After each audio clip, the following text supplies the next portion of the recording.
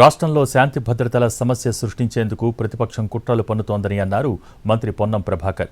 10 ఏళ్లు అధికారంలో ఉన్న వాళ్లకి 10 నెలలు కూడా ఓపిక లేకపోతే ఎలా అని ప్రశ్నించారు. పాలించే సత్తా మీకు మాత్రమే ఉందని అనుకోవద్దన్నారు. రాష్ట్ర వ్యాప్తంగా వినాయక నిమజ్జనానికి కట్టుదిట్టమైన ఏర్పాట్లు చేశామని అన్నారు మంత్రి పొన్నం.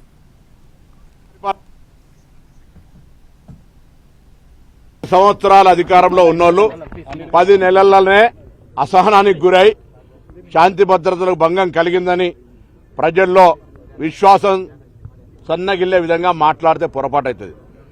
10 సంవత్సరాలు పరిపాలించారు.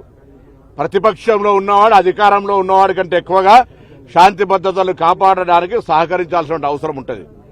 కానీ శాంతి భద్రతలు ఉండద్దు, రాష్ట్రం అల్లకల్లోలం కావాలి, ఘర్షణలకు నిలయం కావాలని కోరుకుంటున్నట్టు అనిపిస్తుంది వాళ్ళు మారు మాట్లాడుతుంటే. ఇదే అంశం మీద శాసనసభలో చర్చ జరిగింది. ఆ రోజు నేను కూడా మాట్లాడినా. హైదరాబాద్ బ్రాండ్ ఇమేజ్కి దెబ్బ తగిలే విధంగా కొంత కుట్ర జరిగేటువంటి విధంగా వ్యాఖ్యలు కనిపిస్తూ ఉన్నాయి. ఫ్రెండ్లీ పోలీస్ అయినా శాంతి భద్రతలకు సంబంధించి ఉక్కు పాదం వేసి కఠినంగా వ్యవహరించాలనే ఆదేశాలు కూడా ఇచ్చాం. నిన్న కూడా 3 రోజుల కింద city police commissioner, Hyderabad collector అందరం కూడా హైదరాబాద్ కలెక్టరేట్లో సమావేశం పెట్టి చెప్పడం జరిగింది.